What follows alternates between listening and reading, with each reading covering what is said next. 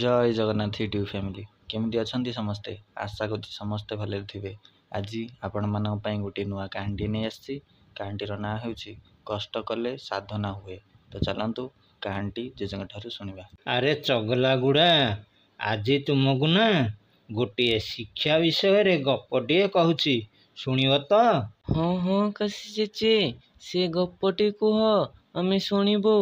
तुमे कौन पचारुच म एथर कुह।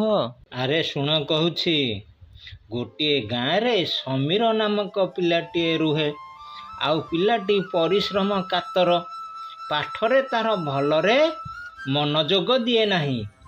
पुणी समीर अधिक सांगसाथी रे एणे तेणे बुलू थाए। आउ तार मन को जहाँ आसे सेया ही करी बसे। दिने समीर बापा समीर को खोजी खोजी आनी पाठ पढ़िबा पाई गुरु को घर को जाई छाड़ी आसिले। एपरिकी सबु पाठ छाड़ी आग आग व्याकरण पाठ पढ़ा आरंभ कले। आउ समीरर पाठ भल हुए नहीं। से भारी मोटा बुद्धिया पाठरे मनोजोग देउ न थाए। परिश्रम रे भय करुथिले।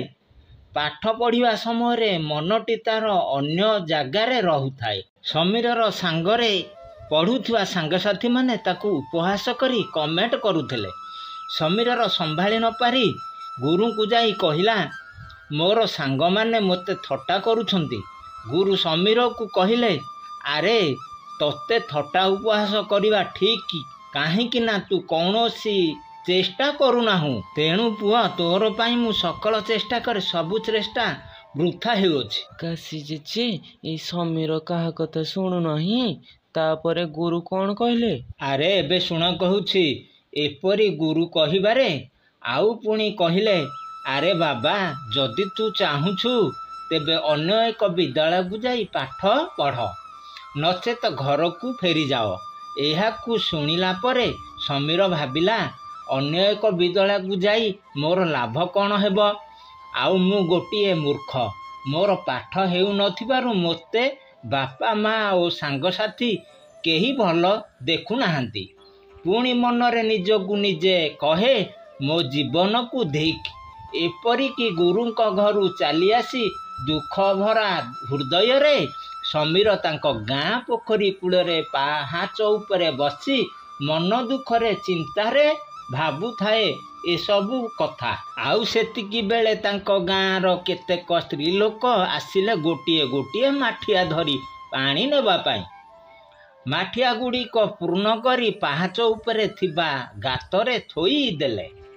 एपरिकी गात को समीर देखी जड़े स्त्री लोकों को पचारिला किछि बुझिबा पाई माँ एही माठिया को थोइबा पाई एपरी गात तैयारी करी रखिछ ना कोन।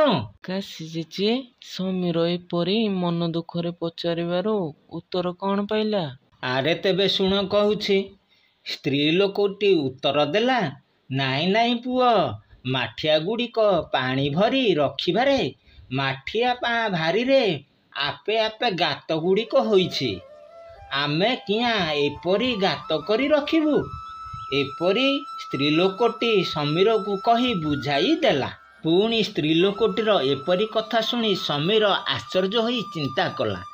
तेबे एपरी सुकठिन पत्थर जदि माटीर पात्र रे धीरे धीरे क्षय होई गात होई पारुछि आउ तेबे मु मोर मोटा बुद्धि को काहीकि सही परी धीरे धीरे व्याकरण पाठ पढ़िबा को चेष्टा करी आयत्त न करि पारिबी।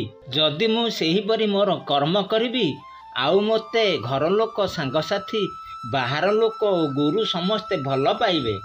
पुणी से समीर सही दिन ठारू निजर प्रचेष्टा व्याकरण पाठ पढ़ा आरंभ कला। एपरिकी व्याकरण पाठ को पढ़ी घोषी लेखी प्रवीण पंडित रूपे प्रतिष्ठा अर्जन कला। समीरर परिवार गाँवर समस्ते ओ गुरु समीर को प्रशंसा कले ओ धन्यवाद देले। आउ आशीर्वादटी पोखरीर पाहाचरे बसी मन दुखरे माँ स्त्री लोकटीर माठिया गातर शिक्षा समस्ते एहीपरि मानिबा। सेथिलागि कथारे अछि उद्यम द्वारा कार्य साधना करा जाए मनोकामना द्वारा कार्य होई थाए। ହଉ ପିଲାମାନେ, ଗପଟି ଏଇଠାରେ ସରିଲା। ଏଥର କ'ଣ ଯିବା? ହଁ ହଁ ଆକାଶୀ ଜେଜେ, ଯିବାରି ଯେ ଆମ ଭିଡ଼ିଓ ଦେଖି ପିଲାମାନେ ପଳଉଛନ୍ତି ଯେ, ଟିକେ ଲାଇକ୍ କରିବେ ନା ଆଉ। ଦର୍ଶକ ବନ୍ଧୁ, କାହାଣୀଟି ଭଲ ଲାଗିଥିଲେ ଭିଡ଼ିଓକୁ ଲାଇକ୍, କମେଣ୍ଟ, ସେୟାର କରିବେ ଆଉ ଛୋଟିଆ ସବସ୍କ୍ରାଇବ୍ଟି କରିବେ। ଆଜି ପାଇଁ ଏତିକି, ରହୁଛୁ। ଜୟ ଜଗନ୍ନାଥ।